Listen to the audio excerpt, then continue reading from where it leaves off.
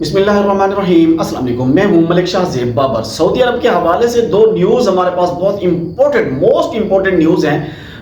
66 ممالک میں سے 1000 لوگوں کو فری عمرہ کروانے جا رہا ہے سعودی عربیہ، اور اس کے ساتھ ساتھ منی لانڈرنگ کے حوالے سے بھی ہمارے پاس نیوز موجود ہے، اور کن کن ممالک میں آپ پیسے بھیجنے سے پہلے 1000 دفعہ سوچ لیں کہ اس ملک میں آپ نے پیسے بھیجنے بھی ہیں یا نہیں بھیجنے۔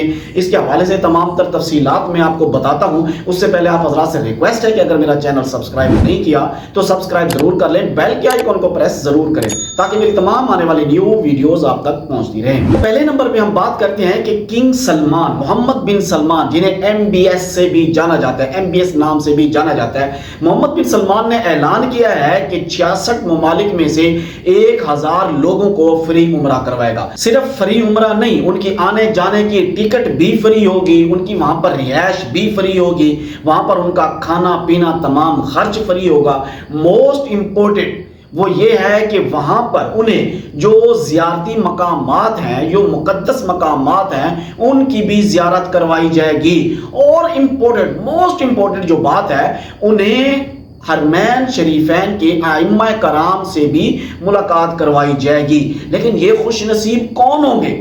66 ممالک کے ابھی تک نام تو نہیں پتہ ہے، لیکن مجھے جہاں تک لگتا ہے کہ جو بھی ہوں گے وہ تقریباً یا تو کوئی اسپیکر ہوں گے، یا کوئی بڑے ڈاکٹر ہوں گے، یا موٹیویشنل اسپیکر ہوں گے، یا کوئی علماء، یا کوئی مشائخ، یا اس طرح سے لوگ ہوں گے۔ غریبوں کی میرے خیال سے قسمت نہیں کھلنے والی، یا حکومتی لیول پہ بھی لوگ ہو سکتے ہیں۔ اس کے ساتھ ہم اپنی دوسری خبر کو شامل کرتے ہیں۔ دوسری خبر ہمارے پاس یہ ہے کہ منی لانڈرنگ کے حوالے سے سعودی عرب نے بہت ہی اہم اعلان جاری کیا ہے کہ منی لانڈرنگ سے بچیے۔ منی لانڈرنگ کے اندر آپ کو بہت بڑا نقصان ادا کرنا پڑ سکتا ہے۔ پہلے تو ہم یہ دیکھتے ہیں کہ منی لانڈرنگ ہے کیا۔ منی لانڈرنگ کا مطلب ہے کہ اگر کوئی بھی غیر قانونی پیسے کو قانونی شکل دینے کو، اس کو کہتے ہیں جی منی لانڈرنگ۔ ہاں، حوالے کے پیسے کو بھی کیا منی لانڈرنگ کہا جائے گا؟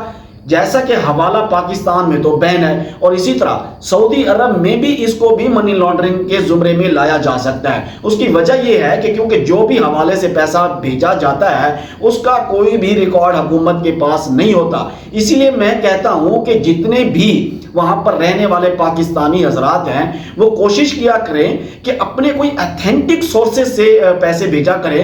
بینکنگ ہو گئی، ایکسچینج ہو گئی، یعنی اس طرح حوالے سے یا ایسے یعنی نان ایتھینٹک سورسز سے پیسے بھیجنا ممنوع ہے، اور ان سے نہ بھیجا کریں۔ اگر حوالے کے کسی بھی الزام میں اگر کوئی پکڑا جاتا ہے تو اس کو 15 سال قید ہو سکتی ہے، اور ساتھ ہی 5 ملین ریال جرمانہ بھی ہو سکتا ہے۔ ڈیپورٹ کیا جائے گا، اور اس کے ساتھ اس کے جتنے بھی اثاثے ہوں گے وہ بھی ضبط کر لیے جائیں گے، منجمد کر دیے جائیں گے، اور ڈیپورٹ بھی کر دیا جائے گا۔ اور یہ ہیں وہ ملک جن کی لسٹ جاری کی گئی ہے کہ ان ملکوں میں پیسے بھیجتے ہوئے احتیاط لازمی برتنی چاہیے۔